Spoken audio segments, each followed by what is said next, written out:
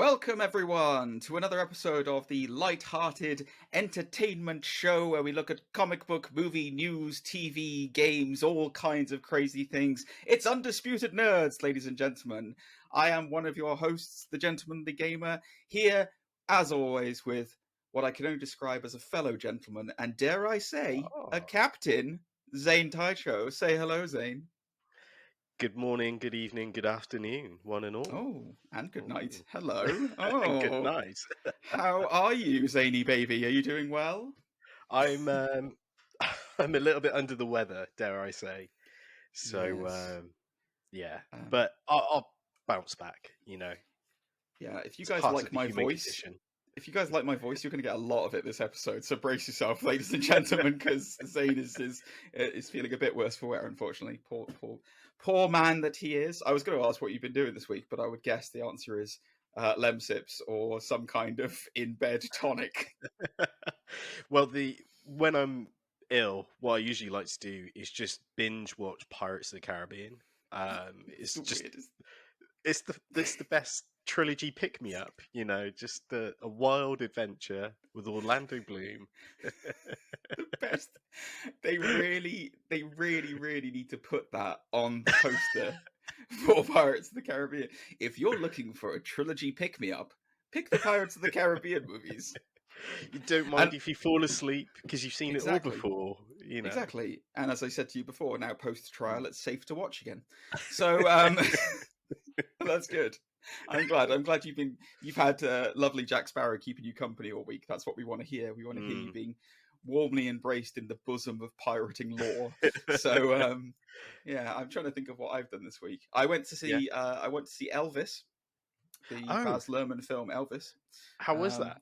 Really good. Surprisingly, really good. Yeah, I went into, like, my wife wanted to go and see it, and I wasn't really expecting much. And I was very pleasantly surprised. I mean, it's kind of like, it's your typical Blas Luhrmann affair. Yeah, Baz Luhrmann affair, where, you know, he's got the usual tropes of how he does a film, and you know, it's like, yes, you can. But no, it was really, I was genuinely really surprised at how good it was and how horrible his manager was. Like, really horrible. like an absolute, like, nightmare. So oh wow, yeah, it's it was very surprising. But yeah, and Tom Hanks is playing the manager as well, right? He is, yeah, underneath all that prosthetics. Yeah, it's amazing. Like, the prosthetic game has it's wild when you think about it, because, like, I think about that, I think about Colin Farrell as the Penguin, and then I think about Gary Oldman as Winston Churchill in Darkest Hour as well, and it's like they look unrecognizable. It's insane.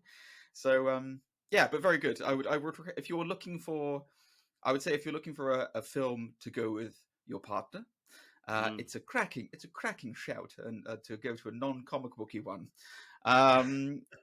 But yes, anyway, so yeah, that's what I've kind of, aside from, you know, the usual soul-crushing death inside work. Yeah, I've just been just going out watching films, doing some Twitch again. I'm getting back into it, as I said to you beforehand.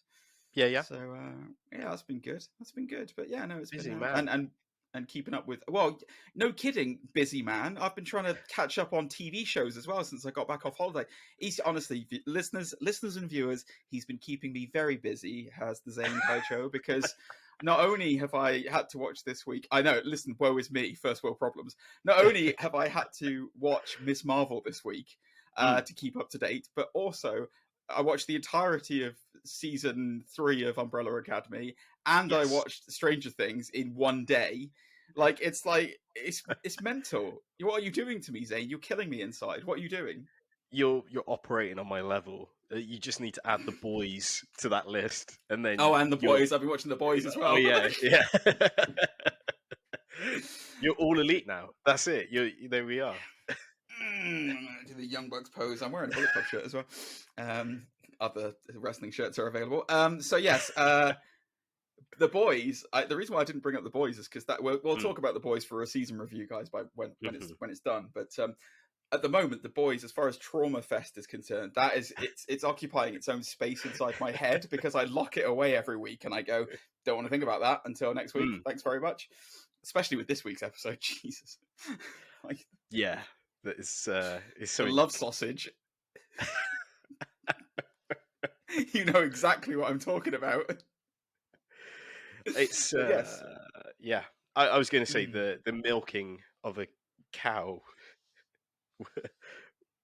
Oh, you're talking about this? Like you're talking about literally today's Oh, episode. yeah. Sorry, yeah. I haven't seen. I was talking about last week's episode with the person who answers the door at Oh, the. yes, Yes, that's what I was talking about. yes. I'm Spoilers, with you. Zane. Oh no! Now I know about this week's one. There's a cow. It's in the trailer.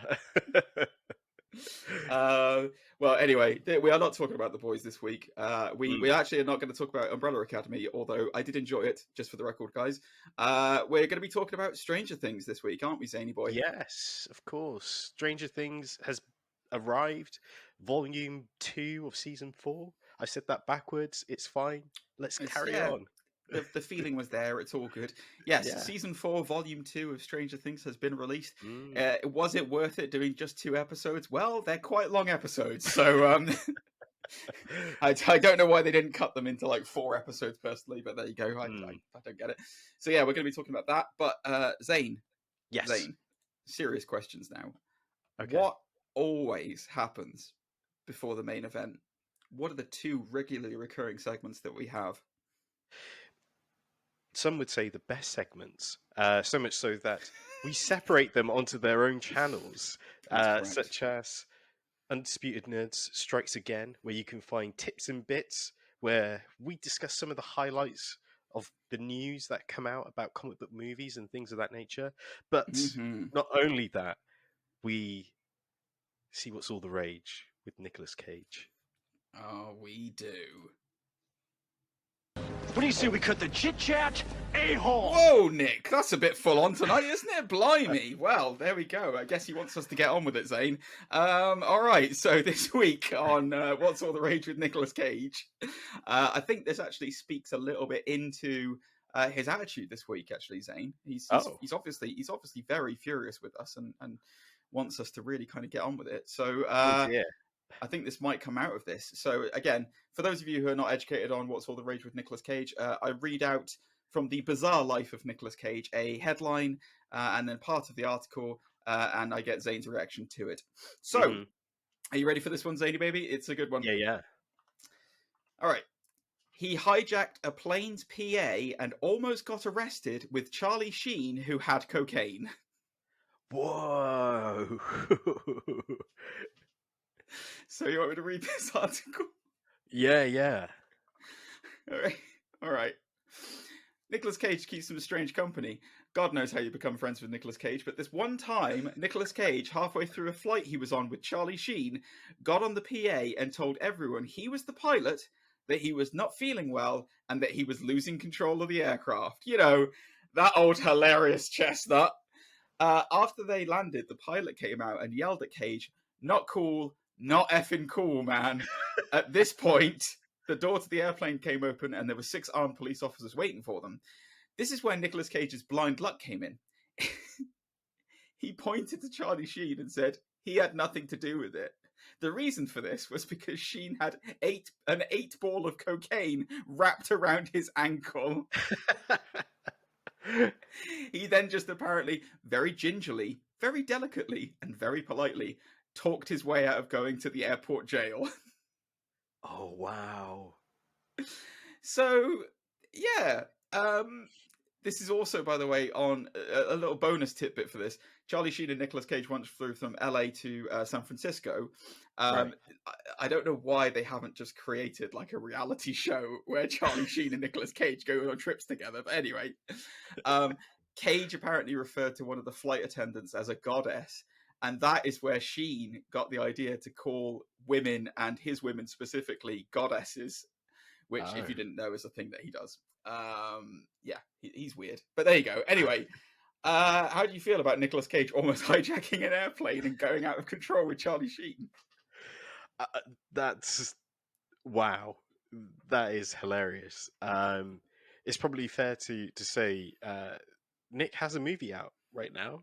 on DVD and Blu-ray called The Unbearable Weight of Acting Talent. Massive talent. We Massive always get talent, that wrong. sorry. Yeah, no, it's all right. I get it wrong as well. Yeah, it's I just love the idea of like the doors open up and like Nicolas Cage suddenly realizes what's happening and he realizes that Charlie Sheen's got cocaine.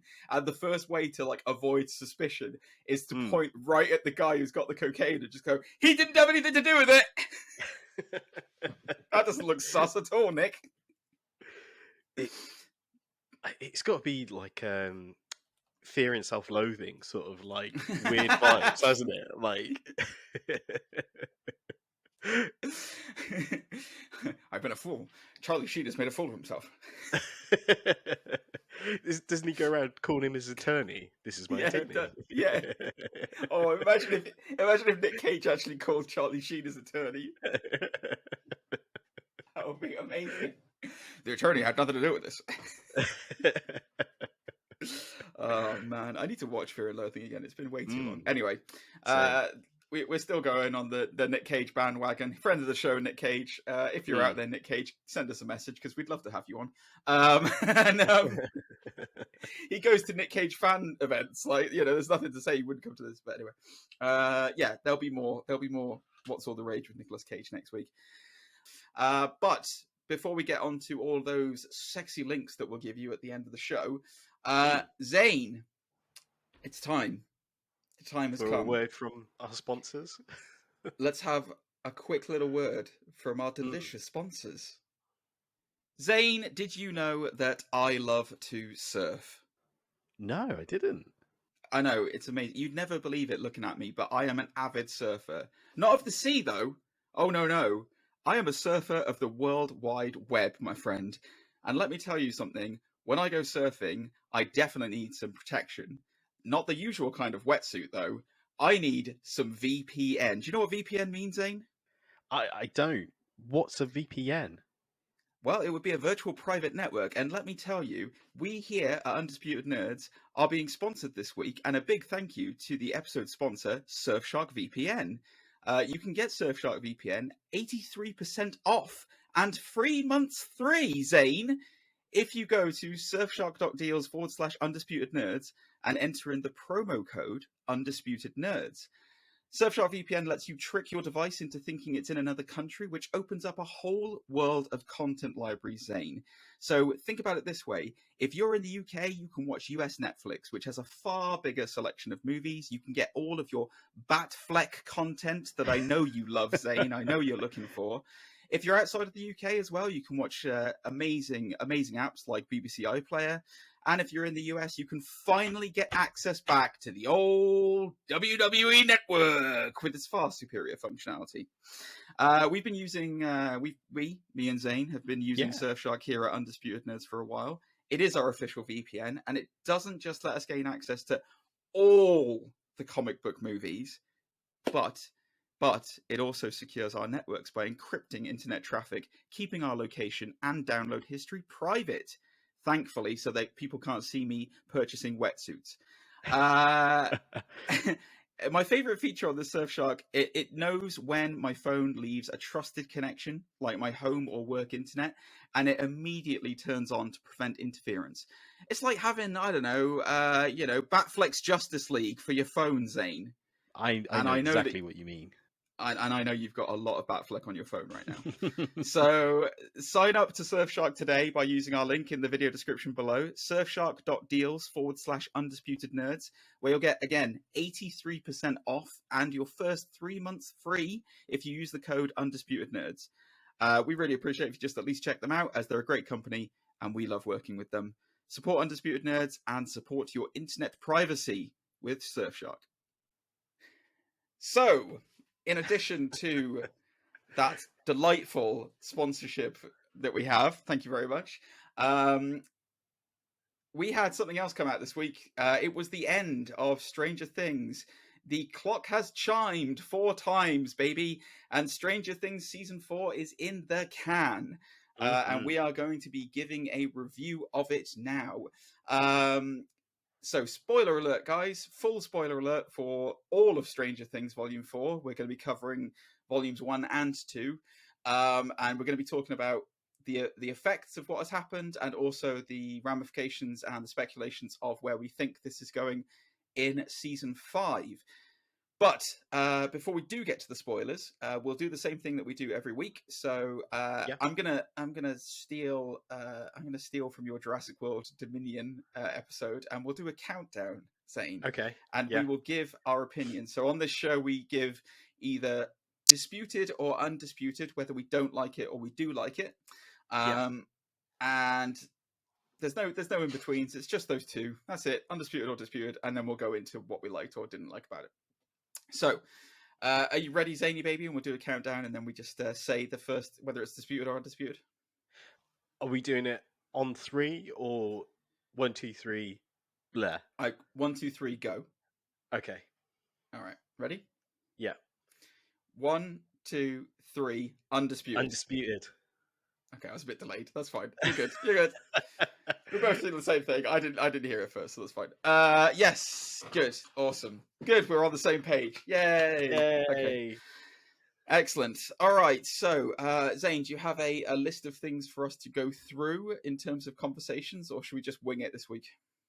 I would say let's stick to our usual formula. The story, characters, visuals, and let's keep it spinning from there, I'd say. Let's keep it spinning, baby. Mm.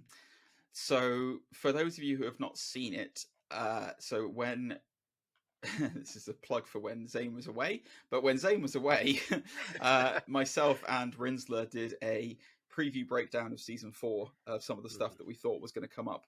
And we looked through some of the trailers at the time and some of the ideas by the Duffer Brothers that they put out there into the world before the show was out. So we knew some things going into this season. We knew that Hopper was in Russia. We knew that there was going to be a new big bad called Vecna, who looked funky. We knew that 11 had lost her powers at the end of the last season, beginning of this one. And we knew the group was fragmented. They were broken up.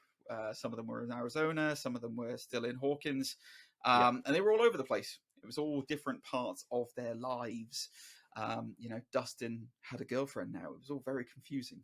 So we basically, I mean, the show kicked off kind of with everyone segmented.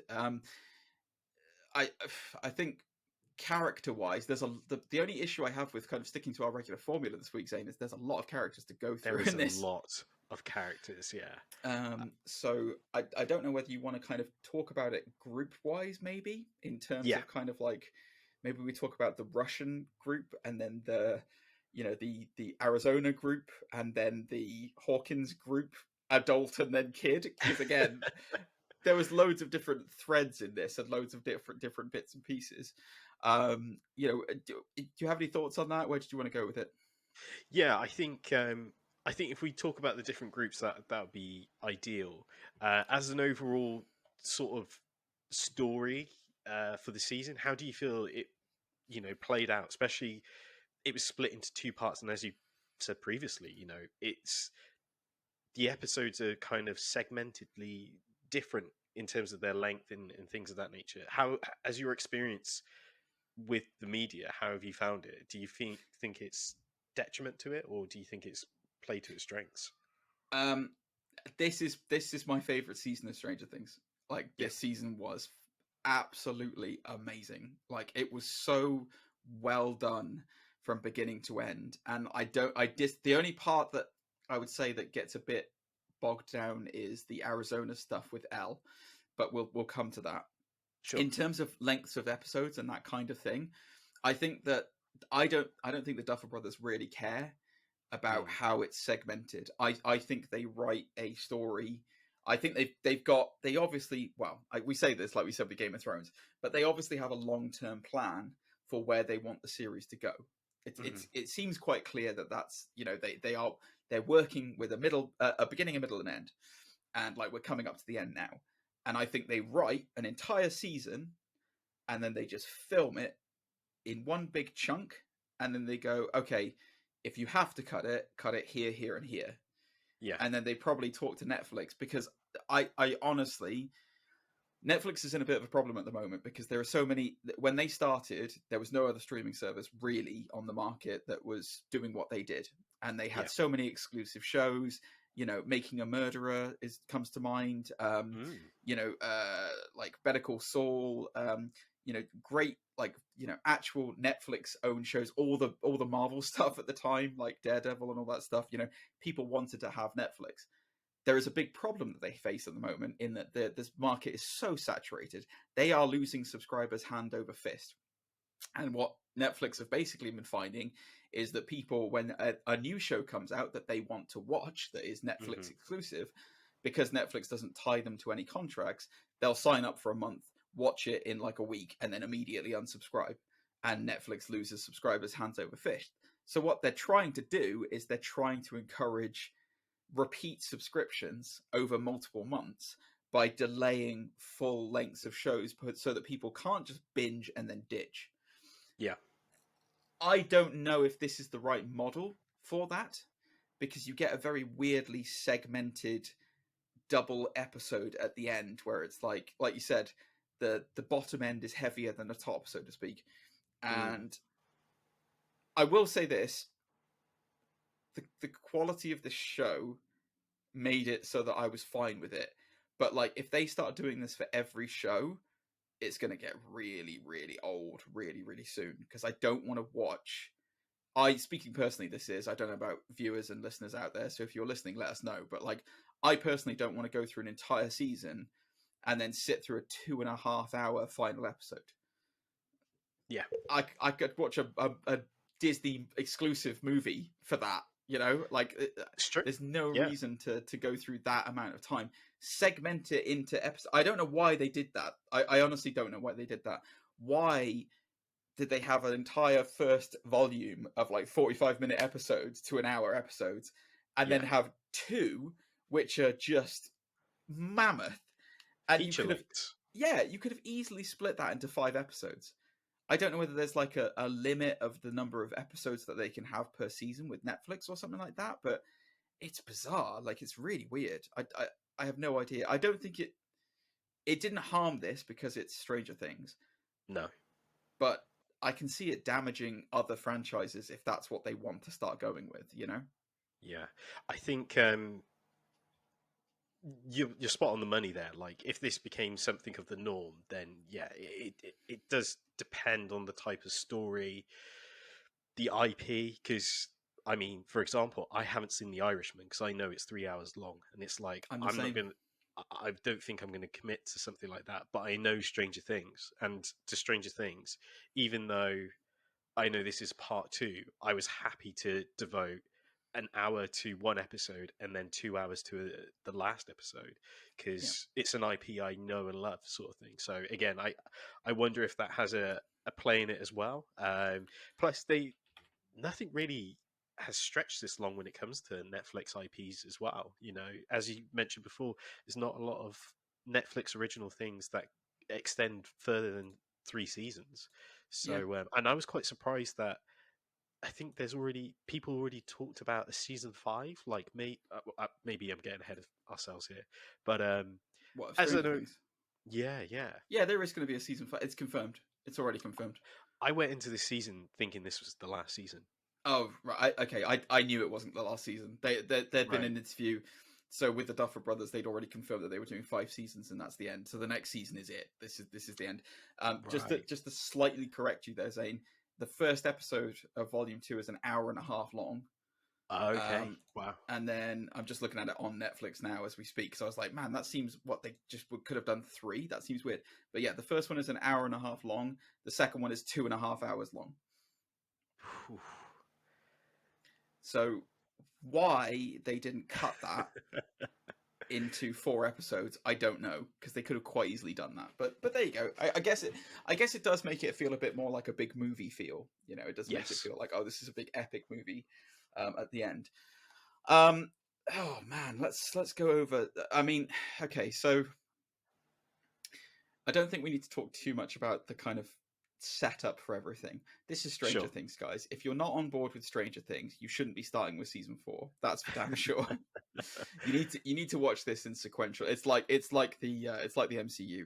Don't hop into this halfway through unless it's a standalone film, and don't hop into Stranger Things season 4. It's a big mistake. It's a big mistake because you'll be like, what the hell is this? I would argue with the cast in this one.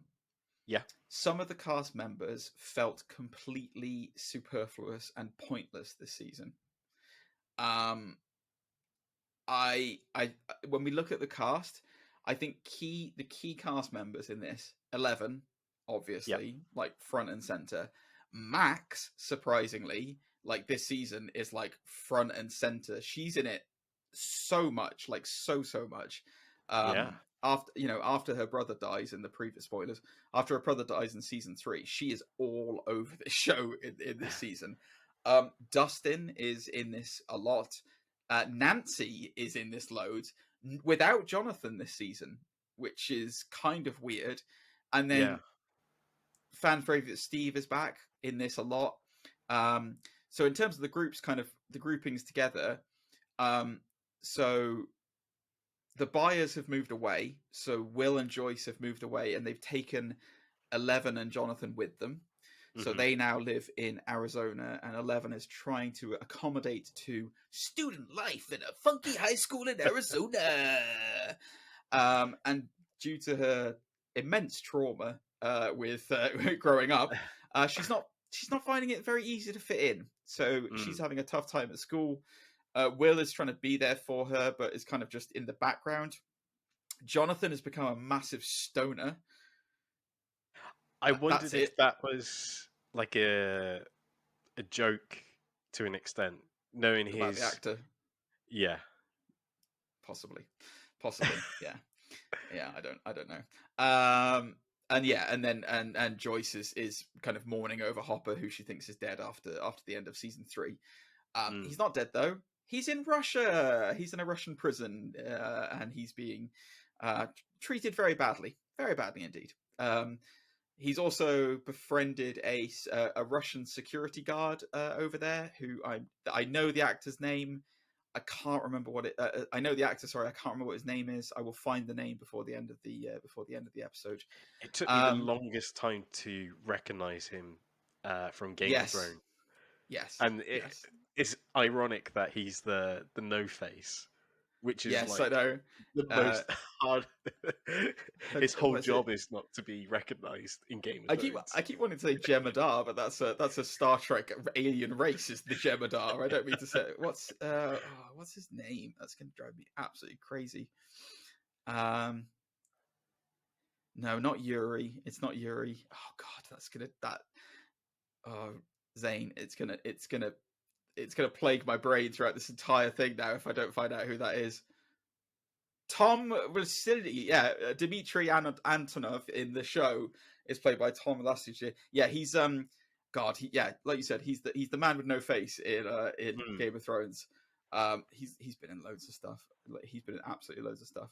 But yes, anyway, he's in Jack Ryan as well. He's a bad guy in Jack Ryan, the TV show, the Krasinski TV show. Wow. So yeah. Anyway, so yes, so that's the Russian group is kind of over dealing with that stuff. So the Byers are in Arizona, and then in Hawkins, the group has kind of fragmented even more. So you've got Lucas has joined the basketball team. And he's getting in with the cool kids, getting down with the kids. You know, he's loving that basketball lifestyle, even though he's primarily on the bench. His sister Erica is growing up, and she was displaying in Stranger Things season 3. She's become quite the little hustler. So she's awesome. We've got let's think, Dustin and Mike. They've joined a new D&D group called the Hellfire Club. And it's basically like full of kind of what do you call it in high school? Like seniors? Is it seniors? Is that what they call it? I believe so. Yeah, like the slightly older kids, isn't it? The older kids. Yeah, exactly. And it is led by the guy who I can't remember what his name is. What's his name?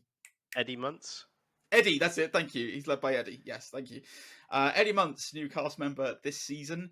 I mean, like, he's amazing. Like, he's super charismatic, 100%. super Yeah. funny. I love him. He's great.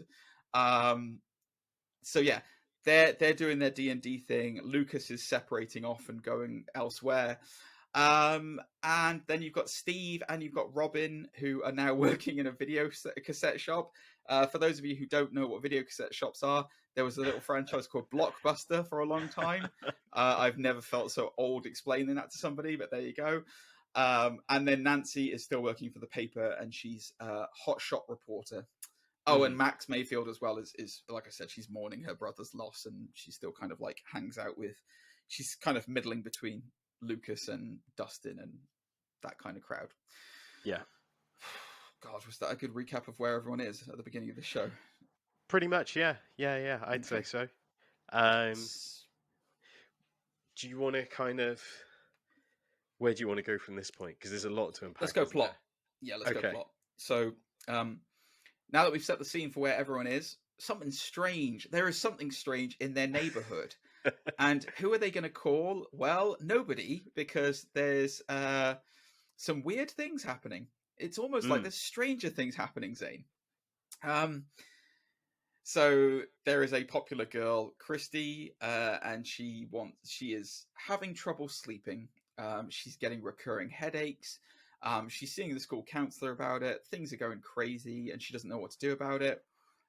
So she's thinking, okay, maybe I can get some sleep remedies from an illicit dealer who just so happens to be Eddie, the leader of the Hellfire Club and the Dungeons and Dragons group.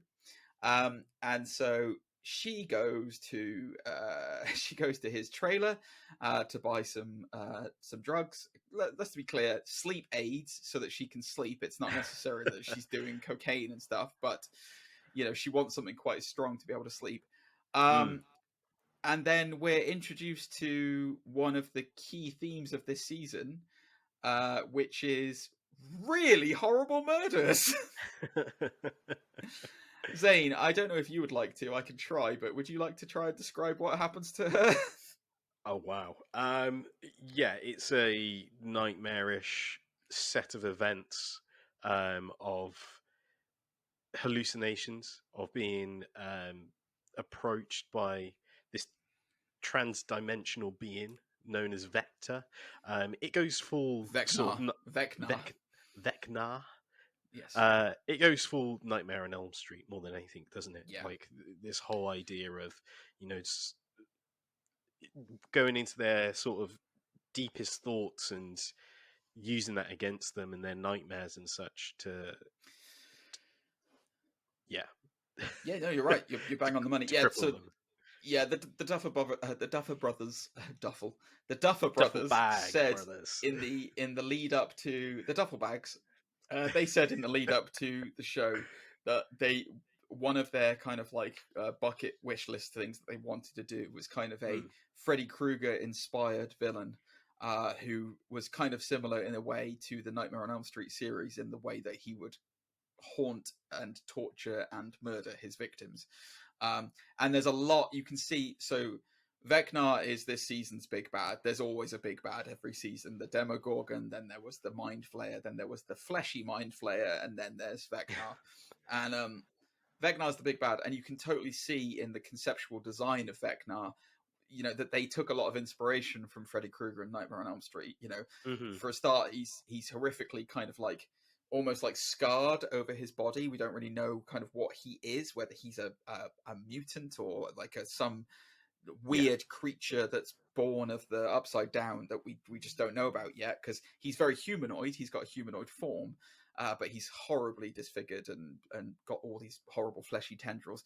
And then his hands, it was only when I was watching it again, his hands, like, it's literally like he's almost got one of his hands as the razor claws from the Kruger glove. And conceptually speaking, it's amazing. Like, it looks really good. Like, really, it's really great good. design. Yeah. It's another feather in the cap for practical applications over CGI, because the whole suit, everything on him, with the exception of the tubes that are coming kind of down his back, which is CGI, everything else is practical prosthetics. Yeah. Which is amazing. Like, if you see this thing, it's like unbelievable. And then you realize the actor who's inside that as well, he's quite a famous actor that he's been in loads of stuff and I didn't recognize him at all. I was like, wow, that is incredible. What were you going to say, Zane? I'm sorry. I cut you off. No. I was just to add to it. I think the last thing I saw him in was Sweeney Todd from memory. As a young boy, as a young lad. Yeah. But I'm trying to go on. Yeah, it was, as a whole, the construction and everything is just so well delivered. And I think a merit to this, because we've had 3 seasons of they're not really being there's been a big bad, as you say, but they've always been sort of beastie in their nature, where this is a calculating being and something that has a face as well, and not a puff of smoke in some way. I wouldn't 100% agree with you on that. I think that the only reason I say that is because the Mind Flayer was very. It played mind games and it inhabited people. It's true, and it spoke with intelligence, and you could tell that there was a history with 11 that we didn't really know what it was, and it was a big kind of question mark as to what was going on with it. So I agree with you. Demogorgons, Demodogs, yeah, they're all kind of just like mindless kind of creatures kind of thing, and it seems like their only wish is to kind of hunt. But I think the Mind Flayer, we always had this thing where it's like the Mind Flayer is the big bad in this, and the Mind Flayer is the one that controls everything and is like, this towering creature that's over everything. So yeah, Jamie Campbell Bower is Vecna, by the way, guys. That's the actor's name. So background into Vecna, the idea behind him is, and the naming behind him, everything in this show is normally named after Dungeons and Dragons. So Vecna was part of a specialist campaign in Dungeons and Dragons. I'm trying to remember. I don't know enough about Dungeons and Dragons to know. I think it was the Greyhawk campaign off the top of my head, if I can remember correctly. He wasn't originally in the main campaign of Dungeons and Dragons. He was an extra big bad. I know that he was a very fan favorite villain in Dungeons and Dragons, which is not surprising that they would name the big bad after him, which is why it was kind of weird a bit later on when Dustin describes him as like a 5-star general to the Mind Flayer, because everyone was just kind of like, wait, is that because Vecna's the one that's normally the big bad, so it's odd that he's like subservient to the Mind Flayer. But anyway, regardless of that, we'll get into that a bit later. We'll talk more about that. So the murders, as you were saying, as we were going back to, they are really horrible. Like that is one of the most amazingly visceral, violent things in this series, and they had to make it look properly nasty. And it is CGI, but man, does it look good. Oh boy. Like when I can't do it justice by describing it, but basically it's all I will say is it's bone-crackingly, eye-poppingly good. Horrendous. When the end bit, when their eyes just kind of like go like that bit, I was like, oh my god. It leaves a visual impression, doesn't it? And I think that's what it is. It's the shock value of it that sells it really well. So that's cool. So these murders start happening, and we don't really know what's going on. Eddie gets blamed for it. Eddie goes on the run. It brings together some of the crew. Dustin, as he always is hot on it. You know how he is. He's the resident Sherlock in this whole thing.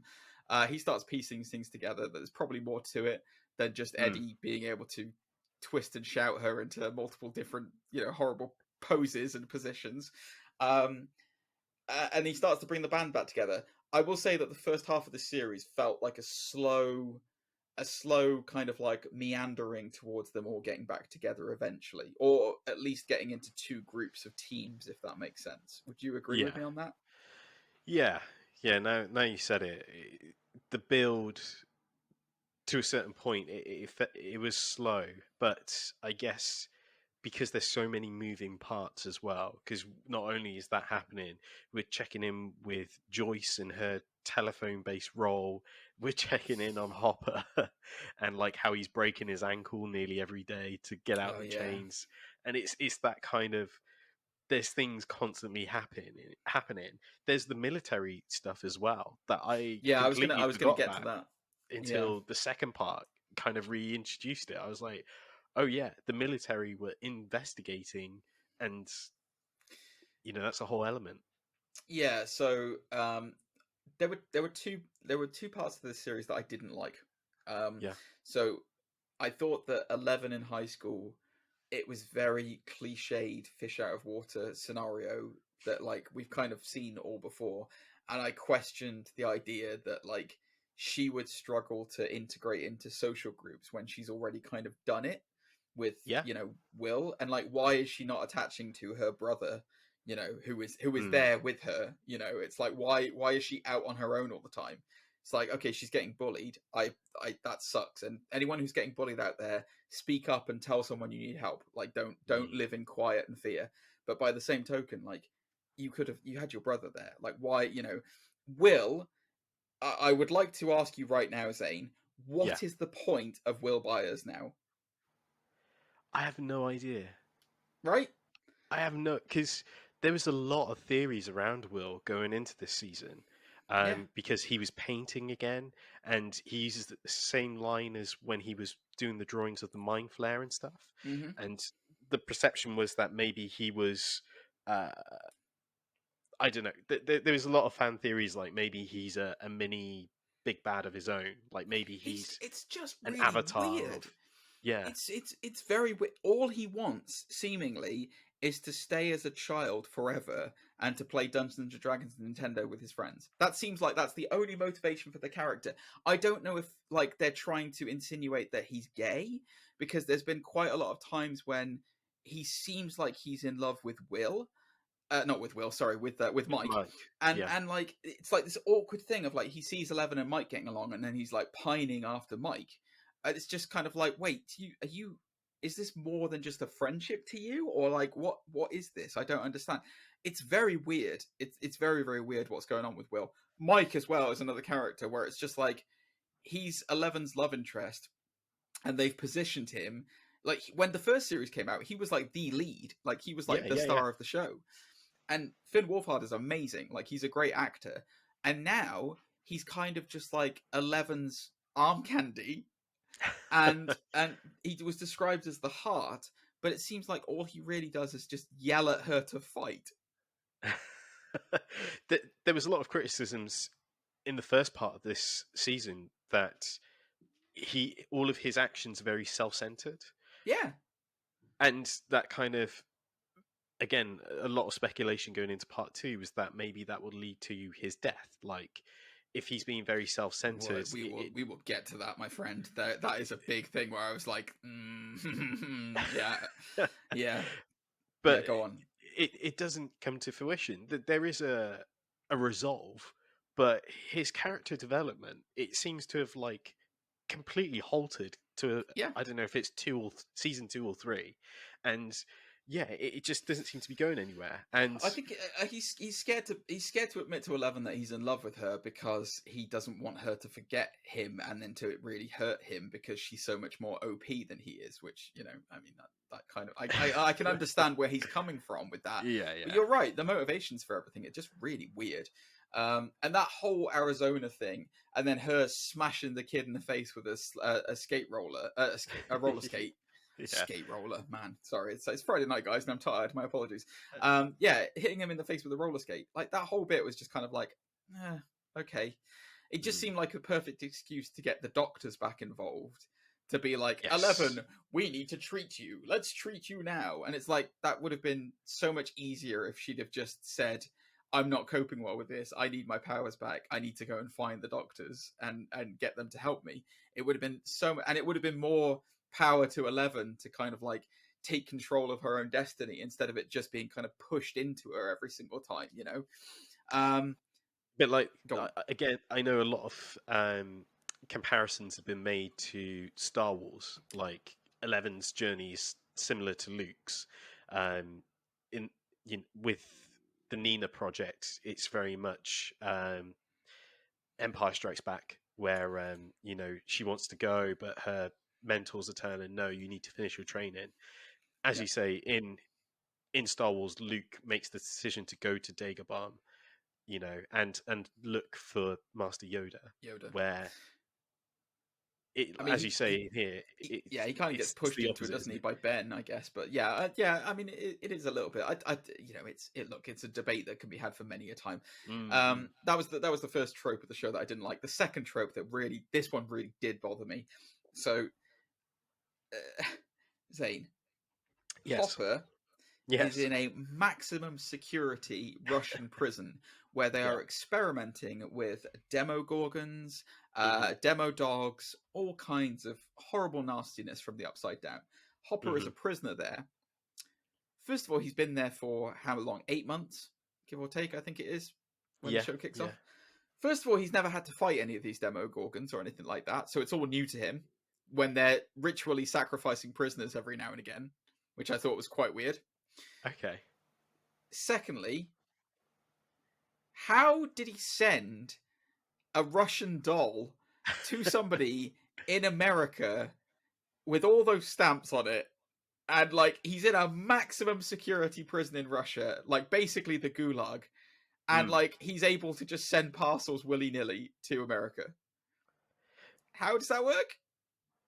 Wasn't it with his friend Dimitri? I thought it was all Dimitri's. Well, that's the question I had for you.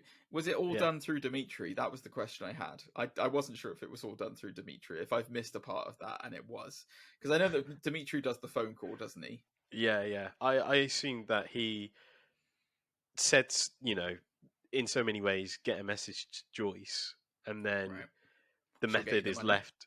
Yeah, the method's left to Dimitri. Right, but fair enough. It's not, like you said, I don't think it's detailed. Like, no. Like he's got an array of Russian dolls in his prison cells or anything. Yeah, it's a little bit like I just felt like it was really quite. But they have swords and axes. Yeah. So yeah, that one I was not so fond of. Anyway, it does lead us on to the introduction again of a recurring character, because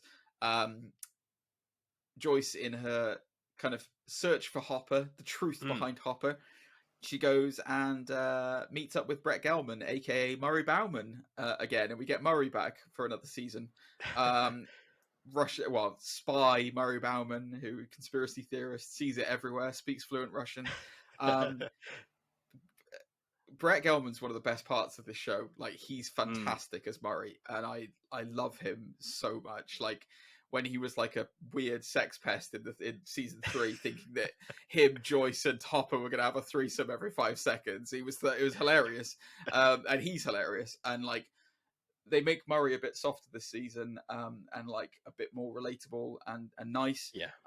And him and Joyce basically they do their sleuthing thing, and they end up doing the deal and heading to Russia. About midway through the season, they start going to Russia with this scoundrel Yuri, who's a smuggler who smuggles things back and forth between America and Russia. And yeah, so they get on a plane and they head to Russia.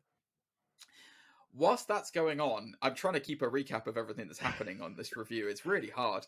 Nancy is investigating the murder of Christy, and her press assistant go and search for clues. And then it turns out that the the press assistant is the next target of Vecna, who is doing these murders. And we again get the horrible bone-cracking nastiness of a murder. Just on that subject quickly, I thought it was a fantastic sequence where his guilt was to do with a car accident. Even though he had like the smallest on-screen sort of time, you knew everything from his like guilt and everything in that sequence, and I was like, this is amazing storytelling. Really Like, horrible sequences as well. Like they're properly nightmarish sequences, like with the bodies coming out of the ground and like the police officer turning into that weird like cockroach creature thing, like in his face. And it's nasty. It's really nasty. I agree. It was it the whole thing is a fantastic way of doing it, like, and a fantastic, and like the imagery that they use is very like potent, and it's very, you know, this they picked a perfect like haunted house basically to set a lot of this kind of nightmare vision in, which is we'll come to that with the Vecna reveal later on. But like the grandfather clock is like the perfect, like it's just the perfect description of like, your time is up. This is it. Like the chimes of this clock mean you're going to die. Like, get ready for death, basically. And then he just stalks you and murders you, a la Freddy Krueger. It was great. Like it was really, really good. And yeah, it kind of, Eddie's on the run at this point because of the murders, because people think that he did it. So Dustin and the gang, Steve and Robin, Maya Hawke as Robin, they all get together and they all decide to go and find Eddie to find out exactly what happened.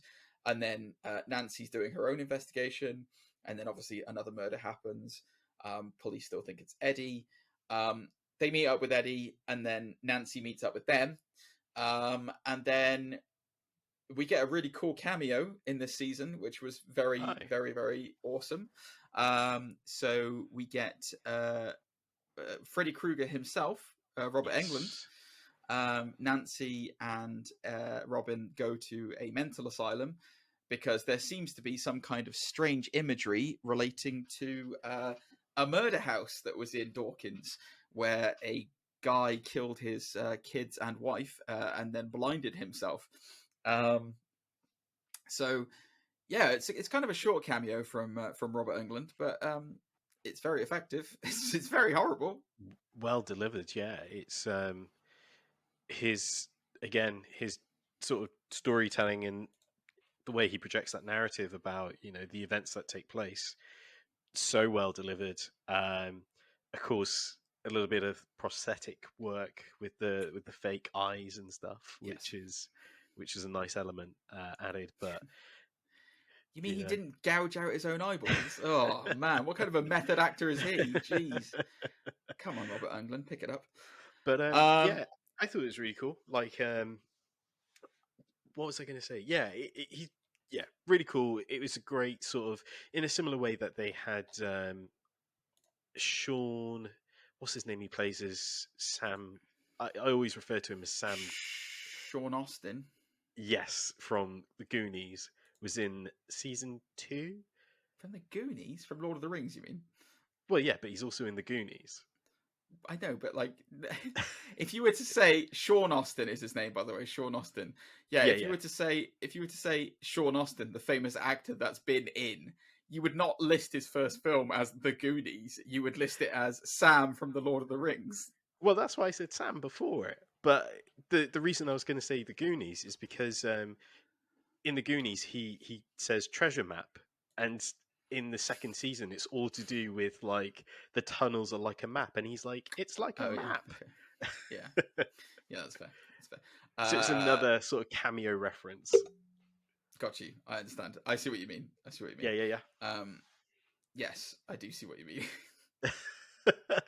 We got there. God, I feel sick now. Jeez. It's a map. Yes. So anyway, it's a map, isn't it? Yeah. So Freddy Krueger is playing Victor Creel is the serial killer, or the killer's name. The Creel house is this haunted house in Hawkins that nobody goes into because it was the site of horrific murders. Anyway, so what happens next, Zane? Because I can't remember. Elle gets taken away by the doctors again, doesn't she? She gets to the doctors. Paul Reiser turns up. Sam Owens, Paul Reiser. The doctors also offer a little bit of protection to the Myers family whilst that all takes place. So I guess So the murders are suspiciously similar to the experiments that were taking place in Hawking's laboratory. So the military thinks that one of the test subjects from there, who we've seen number 7 previously in the show, who is a criminal now. So the military thinks that 11 has gone crazy and has started murdering people. So there is a colonel that is trying to hunt down and stop 11 because he thinks that she is responsible for it. The doctors, Dr. Owens, played by Paul Reiser of Aliens and many, many other films fame, comes to her rescue. It's basically good cop, bad cop with him and what we reveal he is working with, which is Martin Brenner again, played by Matthew Modine, aka Papa. Papa. And they want to unlock 11's potential again. They want to bring her back to the full strength of her telekinetic powers. Yes, so they put her in the Nina Project, as Zane mentioned earlier on, which is basically a big isolation chamber. And who would have thought that's all you need to unlock the potential of the human mind? I'm going to lock myself away in one for a month and see what happens. Doesn't it have like little TVs inside of it as well, where they play like surveillance footage of when she was? They're basically replaying. As you said, surveillance image from the Hawkins lab from when she was a test subject there to try and awaken what happened to her there, because she's basically shut down part of her memory, so she doesn't remember what happened anymore.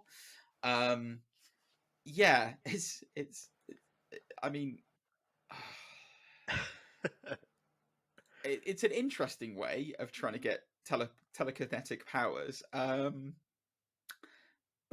I don't know. What did you think of the Nina isolation camp, isolation chamber? Did you like it? I liked it. It may have been dragged out a little too long for my liking, but its whole purpose was to almost kind of retell a story. Tell us a story that took place, just before the events of season 1. So did it deliver that? Yes. Did it execute it well? Yes. It's just that there was a lot of maybe stop and start, but that's more of a suspense building thing, because where, they introduce maybe some sort of alpha strong mind telekinesis types in there. But it's all red herrings. It's all sort of red herrings, isn't it? Like, the kids have like these tests and they have the collars, which was great to kind of play a purpose in volume 2. This whole idea that the collar is released from L. But again, with volume 1, the whole flashback sequence with their training and how, in the weird way, Papa played mind games between the children to kind of get the best performance out of them as well. It's really well delivered. It is well done. Like, it is really well done. The best part of those flashback sequence is Jamie Campbell Bower, who is playing number 1. He is amazing in this role, because he both systematically makes you feel so much sympathy for him and so sorry for him, and then we'll talk about it later, but pull the rug completely out from under you and like, oh my god, like what the hell kind of thing.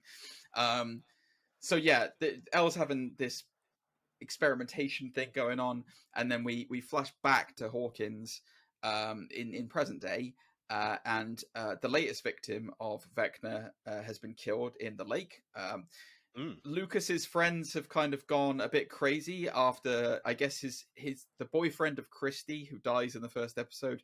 He wants revenge and he thinks Eddie's done it.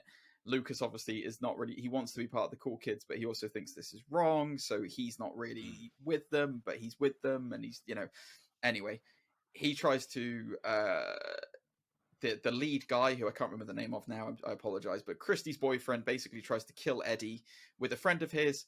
The friend of his is the person who's been targeted by Vecna, and he dies in the lake. And he gets murdered in the same horrific way. And the guy, instead of realizing that Eddie's terrified by this, he just goes, "You're the one who's doing it! You're the one who's doing all this!" Like an idiot. Anyway, regardless of that. And then we find out who the last victim is, and the last victim is Max, who's been targeted. So I'm trying to think if this... So there's an episode that is called Goodbye Billy, I think it's called. Yes. It's episode 4. I think it might be my favorite episode of this season. It's so well done, Zane. Like, it's just amazing. Basically, Max is dealing with the weight of losing her brother, and not necessarily being sad that he's dead, because he was such a bad person, but also feeling like she should have done something because it was her brother, and then wanting all of this horrible pain and feelings to stop, and basically dealing with all of this. And Vecna, he targets the guilty, the people who feel guilty. Yeah. So we get like a full reveal of like the run through of everything that kind of goes down with Max, and she managed to see more of his world than maybe he actually wanted her to, because Max is a fighter. So we see that he's inhabiting the Creole house in the Upside Down, and he's like living there seemingly, and he's also like put the kids on these weird totem things, the kids he's murdered. And then it's only through basically blind luck that Max is saved by the fact that music playing will bring you out of the nightmare. So something familiar to latch onto, and then you can kind of get into the real world from there. This is not a Freddy Krueger scenario where if you pull him into the real world, then he's real in the real world. It's just, she can just get out, basically. And yeah, we get Dacre Montgomery comes back as Billy for one episode. We get a nice little cameo from him, which was awesome. He's also in Elvis, by the way. He turns up in Elvis at one point. Wow. I saw him in it, and I was like, oh man, I love that actor. He's so good. Don't you think? Right, this is a bit out there for me, but like, we'll see what you feel like it. Rough him up a bit, give him some stubble. Wolverine. I've heard that fan casting before. I don't know. Have I think you? he's too pretty. I think he's too pretty. That's to what I'm be saying. Wolverine. Rough him up a bit, and give him stubble. I think he'd be great at it. I don't know. He's got that surly fu attitude of Wolverine, and ultimately that's what you need. You need the swagger more than you need the looks. You can make the looks happen. Yeah, it's the swagger that you need. Plus, he's short. Is he? I don't know that. I don't know that for sure. He was in 2017's Power Rangers as the Red Ranger. So anyway, so yeah, he was in it for a bit. So yeah, Max gets saved. There's a lot of exposition then. There's a lot of like, what's going on with Victor Creel, what happened with his family. They go and investigate the house. Then they realize that all the murder sites have been creating portals for the Upside Down. And they go into the Upside Down to investigate what's going on, and then they get attacked by demo bats, which are the new kind of like weird beasties for this season. This year's new action figure. Yeah, exactly. This year's new Funko Pop, the demo bat, and Vecna. Vecna with demo bat on arm. Pre-order and get your Eddie Munson Eddie with Munson? Hellfire. Eddie Munson. Eddie Munns. Eddie Munson. You're thinking of what's his face? The oh god, what's they called? I want to say the Addams Family. It's not the Addams. It's the Munsters. You're thinking of the Munsters. Yeah, I am actually. Yeah. Yeah. So anyway, Steve gets attacked. Steve gets hurt, and then Nancy starts to have feelings for Steve again. Like Will and like Mike and Jonathan are just trying to find Elle. That's their whole story this season. They're avoiding the military and they're trying to find Elle, and it's completely pointless, and there's such a waste of time for characters. I can't be arsed with them, honestly. There you go. That's that part done. I'm trying to think of what happens next, Zane. It's kind of like, then we get like revelation time, don't we, really? Yeah, so not only, as you mentioned, we get the fantastic sequence played with Kate Bush's now infamous... Well, it was infamous. It's been infamous for a long time, but it's certainly resurgent. Like, it's come back in a big way. Running up that hill. Yeah. But yeah, it's so from there, as you say, the breakfast gang, as I guess we could call Can them. can I say Yeah. something controversial about that? By the way, Oh yeah, go ahead. that Kate Bush song, Placebo did a better cover of it. There, that's it. I'm done.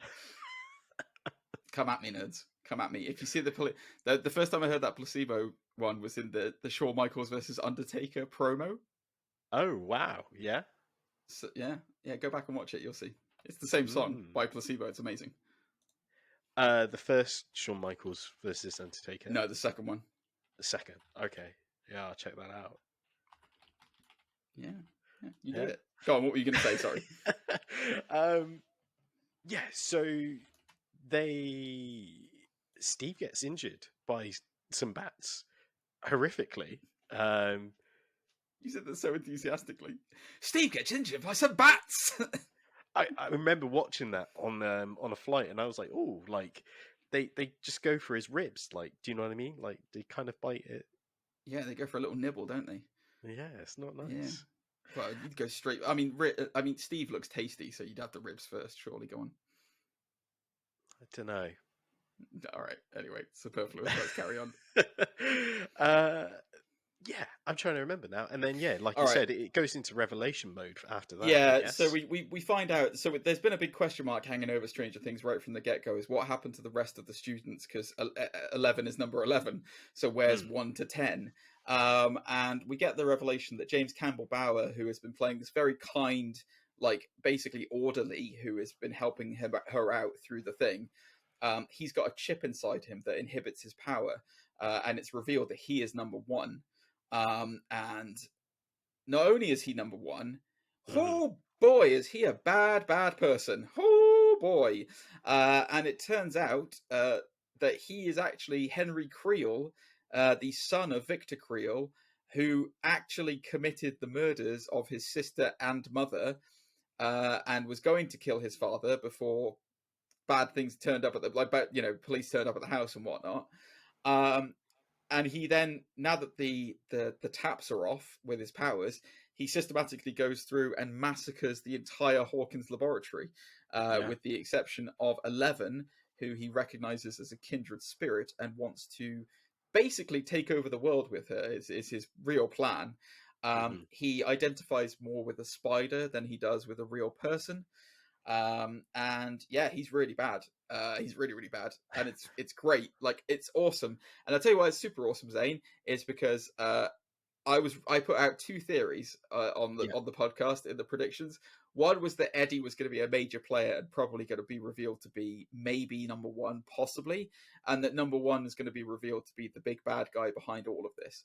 I was right on one of those fronts. Eddie was nothing to do with it, but number 1 is the big bad, and number 1 is Vecna, as it is revealed after 11 shows the full extent of what her powers can do by basically ripping somebody through reality itself into another dimension, which is what she does to number 1, or Henry, as he's called, or whatever the other thing is, or Vecna, or number 1, or Henry, or Vecna, or number 1, or Henry.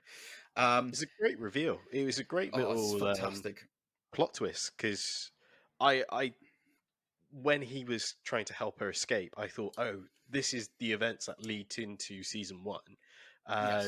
When actually, no, it's not. Well, of sorts, but it's a precursor to it. Yeah, and it's fantastic. They did some good de-aging on Millie Bobby Brown as well. I was going to say, how did you think of that? I thought it was really good. I liked it. Yeah, I liked it. I know very some simple, people, but I liked it. Yeah, I know some people weren't like blown away by it, but I was like, damn, like. Yeah, I really liked it. I'm glad they've gone back to shaved head 11 as well, which is I like that look more than long hair 11. It's just a personal thing. Anyway, moving on. So yeah, anyway, so it's revealed that he's Vecna basically, and it has been very personal between him and 11 through the whole thing. He essentially, what he's trying to do is tear rifts in the fabric between the 2 dimensions and cause them to crash into each other. And that's where Volume 1 ends, basically, is with the revelation that Vecna is number 1. We also find Hopper's managed to escape from prison with Joyce as well. And also the revelation that somehow, although it's not actually that clear, and this is something I want to talk to you about coming up, Okay. somehow they've got all those demo dogs and demo gorgons, and we don't know where they've got them from. Yeah. And Did they get them from particles. America? Yeah, and particles, exactly. Yes. From America or somewhere else. Who knows? That's something that we can theorize on when we get to the little bit at the end. Yeah. So that was the end of volume 1. Just another Go on. little thing to throw in there. Back in 2016, forgive me, I can't remember the actor's name who plays as Dustin.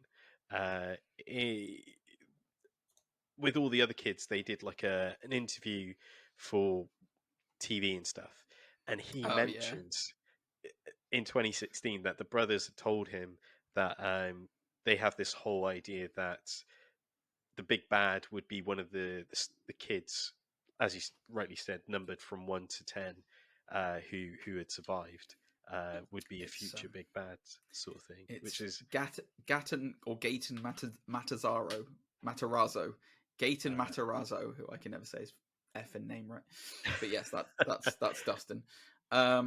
Yes, I've seen that interview. He doesn't actually say big bad. He says that they're gonna explore into what happened to all the people before 11, because it wasn't just 11, and we're going to see test subjects from like 1 to 10 and what they can do and all those different kind of powers.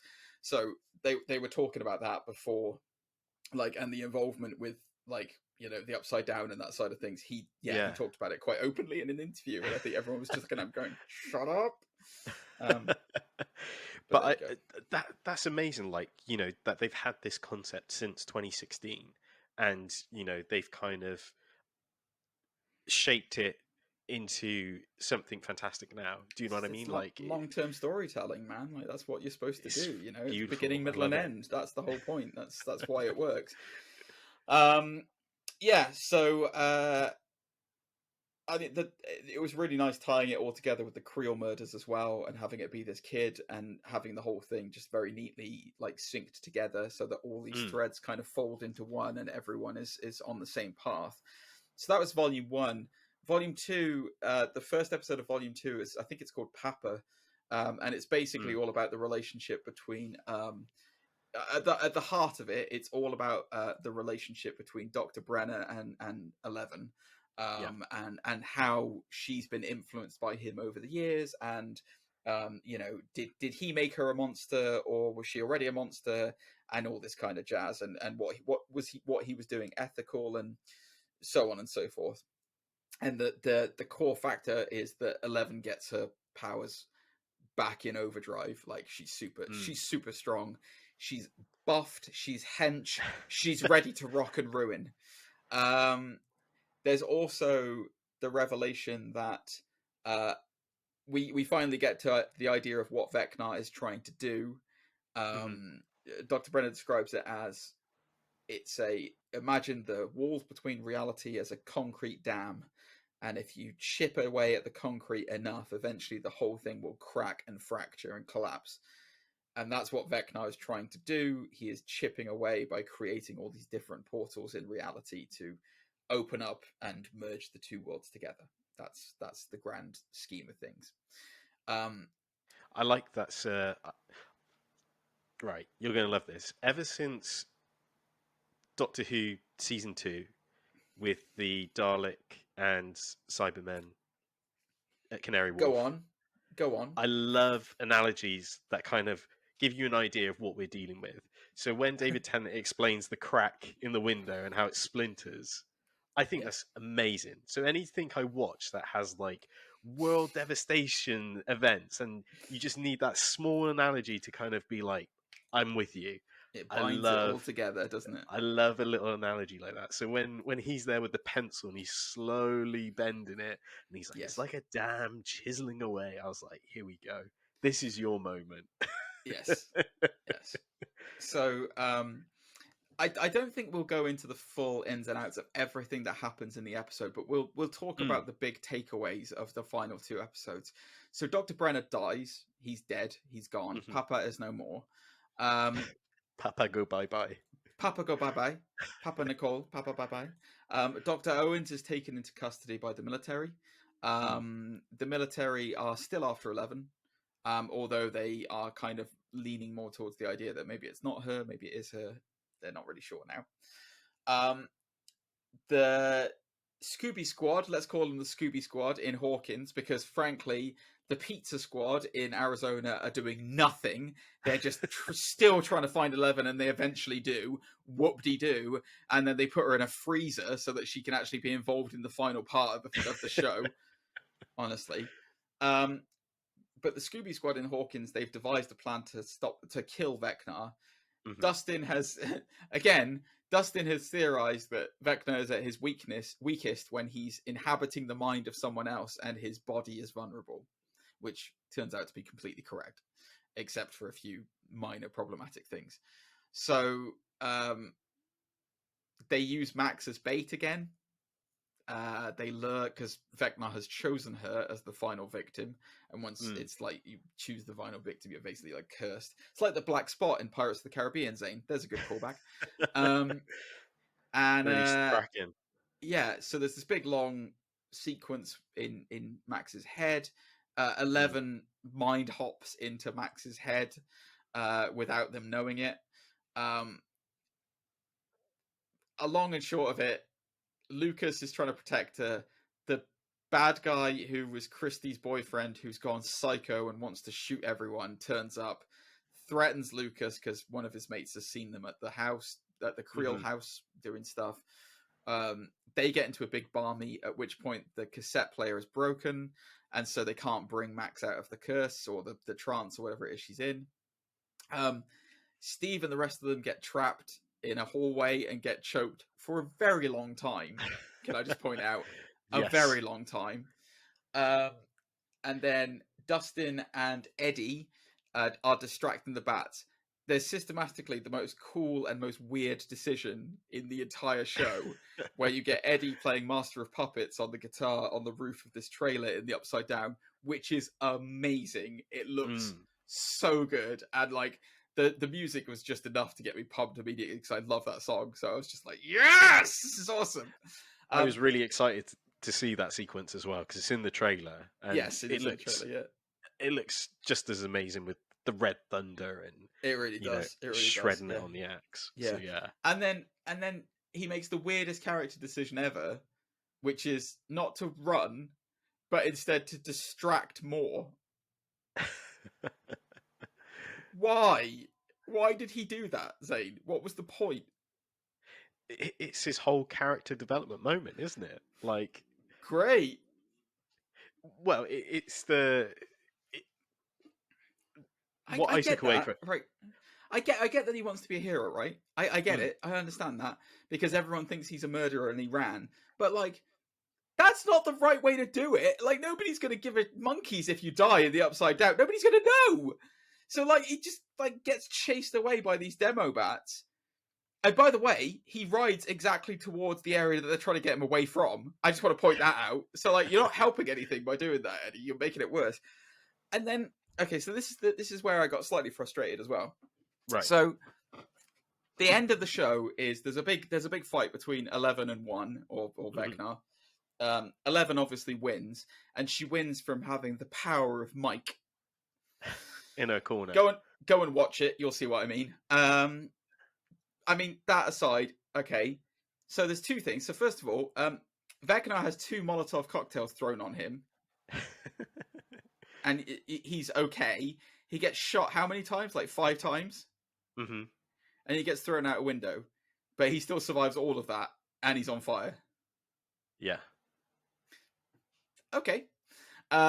It's also revealed, by the way, that he is the big bad of everything. He has he is the mind flare. He is all of it. He has harnessed the power of this other dimension, and the mind flare. The reason why it looks like a spider is because he's obsessed with spiders, and he's finally found a power that he can use to do what he wanted to do, which is basically erase all the horrible insects on the world like humans. So that's why the mind flare looks like a spider, because it's number 1 who is using that power. So, which I have to admit, when when they were doing the whole backstory, and he was like, "I love spiders," I was like, that is a bit of a cliche. Like, when he's like, "I found myself more relatable to spiders," it's kind of like, that's such a cliche. But then when it that part got tied up in volume 2, I was like, okay, that makes sense. Like, there is a circle to that, so I get it. Circle of life. I will say the imagery as well of him warping the particles into the mind flayer was amazing. I was like, that looks incredible. Like, it looks so good. It looks so good. So the surprising things to come out of this at the end of it. So the ending is Eddie dies. Yeah. Max, which I wasn't that surprised with, if I'm honest. We'll talk about that in a sec. Okay. Max gets crunched, but dies, but then doesn't die. She's in a coma, basically. She's in a coma, possibly brain dead. We're not sure. And then Vecna gets away, but because Max technically died, that's the 4th victim he needed. So the walls between reality break, and Hawkins is basically turned into one giant upside down portal. Yeah. Which was quite surprising. There was also a really horrific death during that as well, when the floor cracks in half, and the guy who's been Chrissy's boyfriend, who's like the jock, he gets like shredded in half by it, and it's like his stomach melts through. That was horrible. I was like, oh my god, that is brutal. So as the show ends, basically the Upside Down is infesting into the real world, and there's nothing they can do to stop it. It is like an unclosable portal. It's massive. It's absolutely huge. It's the entire town of Hawkins basically has gone to hell. The question I have for you, right? Yes. Deaths. Number 1, I liked that they did the surprise double twist with Max, where it's like she was saved, but then no, she still got killed. Like, I liked that a lot. I thought that was really good. I was like, oh yeah, that's cool. You tried to fake us out, but then you actually went back and did it. That's great. I'm unhappy with apparently Elle's new power, which is to bring people back to life. So she's now Jesus as well as being like Superman. I was like, okay, cool. So presumably that's going to lead into season 5 as her going to be searching for searching for Max inside her head, because she kind of did it at the end of this episode where she was in the void and like looking for her. Eddie's death really annoyed me, and not just for the weird character flaw of why it happened, but the one thing that is starting to frustrate me a little bit about this show is they seem to introduce really interesting, really good characters who have quite a complex backstory, like Billy, like Eddie, and then they kill them off quite quickly. I would have much rather they have killed one of the original 4, like either Lucas, Will, Mike, or Dustin, preferably Will, because there is no point to his character anymore. All he does is go, oh, Vecna's still alive because I can feel it on the back of my neck. Whoop-de-bloody-do, Mike. You've got nothing left. You have nothing left. You have nothing to give the party. Kill him. And it would be so impactful, because it would have been the guy who was in the first series, who everyone tried to save, dies, and it's the one thing that like it affects everyone in that show, because everyone in that show has such deep roots all together around Will, and it's like, why didn't you kill him? Like, just kill him.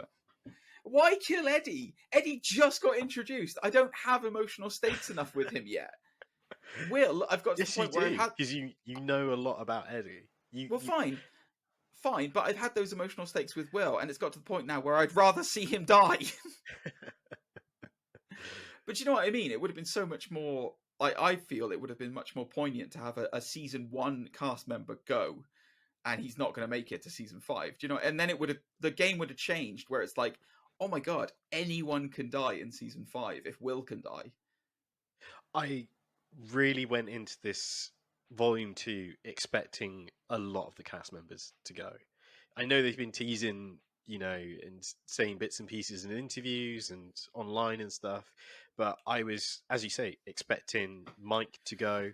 I was expecting maybe Steve, Robin, like when that first tentacle grabbed her leg, I was like, this is it. This is where Robin, maybe even Nancy, because as you say, so many of them are like OG cast members. It's well, almost Robin is an like OG. Robin's only from season 3, but yeah. Yeah, but yeah, but at the same time, it's kind of like she's a fan favorite and stuff. But it's and just just before I finish, the one other thing that they're very conscious of not doing is having a gay character be killed off like before they've, which is another trope in like cinema. Sadly, similar to like the fridge trope that someone of a different minority or ethnicity might pass away, so they won't do that. So yeah, I honestly thought someone like Mike, Dustin, might go. I don't. Max. So, oh yeah, go on. I've spoken a lot. That's all right. No, so Dustin's not going to go. Like he's the linchpin for the show, and he's their Sherlock. Yeah. So he's the one who gives all the answers. So unless it's right at the end of the series and he dies, maybe he makes the ultimate final sacrifice, but I doubt it. Mike and Eleven are not going to die. They are the romantic interest in the show. They are you need one with the other. That's the whole idea why Mike is still alive. Otherwise, I agree with you. He would have snuffed it a lot sooner. Steve and Nancy are going to end up together. Like, that is very clear from this season. Nancy's falling back in love with Steve. Steve's never stopped loving Nancy. They're going to get together again. I think in the final season, Jonathan's going to die. I can confidently see Jonathan dying. I think it probably might be Will, because it seems like Will still has some kind of weird after effect and like sway, like Vecna still has some kind of like influence connection. Over him. Yeah. Yes, some kind of connection. So I think Jonathan is a prime candidate to die. Because Jonathan would die, I think Will will probably survive, because you can't kill both Myers brothers. That's just a bit too harsh. Robin, I really can see her dying in the last season. I'm with you. I thought she was going to die this season. I was surprised she didn't. I think Max has technically died and then come back. Murray, I think, might die next season. Yeah. I thought he was going to go in this season. Yeah, and Hopper and Joyce won't die. They will. It's the beautiful love story that's lasted over the entire 5 seasons. They're not going to die. That's the one thing about this season where it's like I did feel a bit sad that we didn't get more David Harbour, because I love David Harbour so much, and his performance as Hopper is incredible. So it's a bit sad we didn't get more of him. But either way, the fact that Vecnar's not dead. I speculate that he's going to come back not as he looked like this time. I think he's going to be giant spider-esque, a la Mind Flayer, Flesh Mind Flayer thing. Because, he got burned again. Like, there's only so much he can keep doing with the same old burnt body. And now that he's got access to the real world as well, not the upside down world, I would imagine he's going to come back as monstrous. Like, he'll come back with some weird transformation thing. Oh yeah. I guess the question is with season 5 is how far along will the terraforming of the upside down on the real world have gotten? Because you kind of got the indication of like the particles going into the air at the end of season 4. Storm. Like, in the storm, exactly. It was kind of like Mind Flayer-esque taking over the sky. So will he have completely terraformed Hawkins into the upside down Hawkins? Will it look the same? How far across America will it have spread? I don't know if they're going to do a time jump, because there was a conversation about doing a time jump because the kids are aging so quickly. So there was possibilities of having it set 2-3 years after season 4, in which case, who knows what the hell the world looks like. I have heard that quite a lot recently. Like there may be like a big sort of time skip, which is very Stephen King-esque anyway, isn't it? You look at it and stuff. Well, that would make a lot of sense. Yeah, Lucas is reading a Stephen King book to Max at the end of in the hospital when she's in a coma. So yeah, it's I think it's interesting because Screen Crush was talking about shout out to them. They did a good preview of it and talked about he gave the rightful prediction that Hawkins was going to be ripped open and have a giant gateway opened up in the middle of it and go to the Upside Down this season. And he made a conversation about they might explore, or his theory is they might explore everything is interconnected with the God particle. So the idea that we all share the same atoms, and that's how powers are generated. And they're going to explore into the idea that people who can do this stuff can manipulate God particles to move atoms and stuff, and that's how they do this. That's how they can do this crazy thing. We don't know really where, because Vecna, L's powers are distilled from him, because he uses Dr. Brenner uses his blood to give them powers. Is there going to be a lineage before him? Is there going to be more special people like him? Number one was the number one as far as the Hawkins lab is concerned. But, how are these gates getting open seemingly in Russia? Because the Demogorgons and the Demodogs are over there. Were they, imported from the big gateway that was underneath the mall in season 3? Is that the explanation? If so, how did they import the particles over there? There's lots of still hanging questions about that kind of stuff, which I'm hoping the Duff Above Us can wrap it up. I'm kind of nervous that they've opened Pandora's box, similar as the Lindelof way with Lost, where they've thrown out a bunch of questions, but the answers, how is the answers going to go? So, yeah, I don't know. But, I mean, they're going to win, obviously. Vecna's not going to win at the end of all this, but, this was very... Again, this was very Empire Strike Back in the sense of, they've won the battle but not the war. This was more Infinity War for me. They lost. Was it? But they lost. That's what I meant. He opened up all the portals. Yeah, but they survived to an extent. Vecna won. He opened up all the portals. Oh yeah, I and agree. He killed 2 of them. There's no two ways about it. They even talk about that, where it's 11 has never lost before, so she's having to deal with the loss of her friend and how that works. And I liken this more to Infinity War than I would Empire Strikes Back, but I get what you mean. It is like a prelude to the big finale. What will be very interesting is how many episodes they do in the last season. Yeah, are we going to get a full 2-volume run like we did this season, or are we just going to get a big final 3-hour episode or something? I guess I wonder if the pandemic had a part in the two, in the sense of why they had to split it. Because I'm trying to think of no, it didn't. The pandemic has because they filmed this. I think this was filmed pre-pandemic, so. That's why it took so long to release, because I think they were finishing up touches on it, but all the visual effects studios were really busy because of Hollywood and all this other kind of stuff getting back into it with the pandemic being over. So I'm pretty sure that's why it took so long to release. I'm 99% sure the episodic releases of this and the volumes is just down to the Netflix release schedule. It's got nothing to do with the stuff. As far as I'm aware, feel free to write in and correct us, guys. I'm not saying that as definitive facts, but I'm pretty sure that's the reason why. I don't think that'll be a problem for season 5. The issue they're having is because it's been such a long gap since when they filmed season 4 and now, the kids are all a lot older. So it's how do you explain that? So yeah. I mean, Millie Bobby Brown turned 18 this year, for God's sake. It's weird. Everything's changing. Everything's changing but you.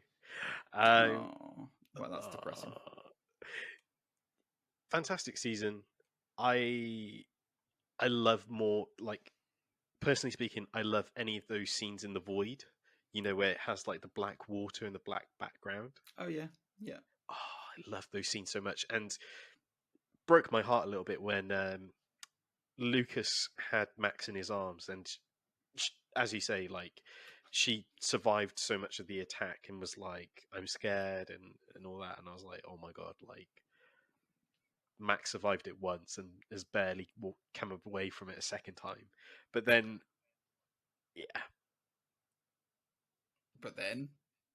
But then, as you said, the whole sort of Jesus moment took me out of it. I was this is very JJ. Abrams right now. Yeah, I don't know why they did that. I think it would have been more impactful to have Max die and then have Lucas kind of deal with the revenge of it, like in the next season.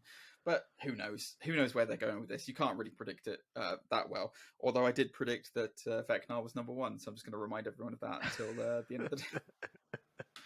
But yes, anyway, we've kind of done a very hodgepodge review / like wrap up / speculation of season 4 and what's in store for season 5. But as always, we want to know from you guys, what did you think of Stranger Things season 4? Did you enjoy it? Did you think it was grand upside down poo poo? Let us know. What do you think is going to happen in season 5? Zane, how can they get in touch with us, my lord? You can get in touch with us. Of course, you can email us nerdsundisputed@gmail.com. You can also check us out on all our social media at undisputed_nerds on Twitter, Instagram, and of course we've got a Facebook page as well. Why not take some time and visit undisputednerds.com when you can see a whole back catalogue of episodes as well? Why not? You can indeed.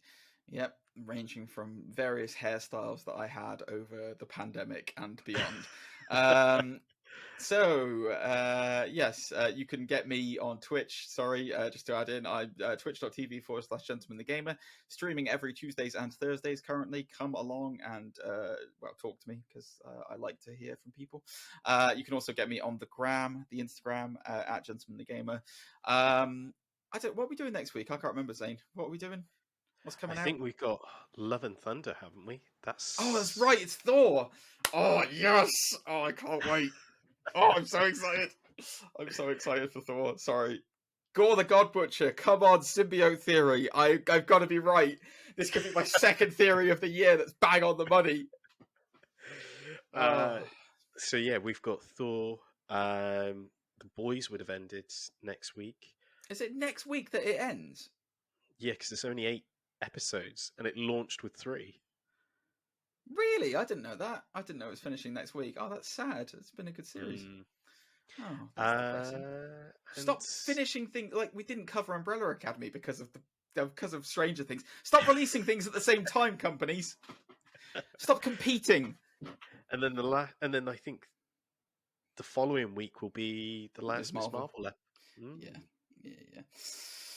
Cool.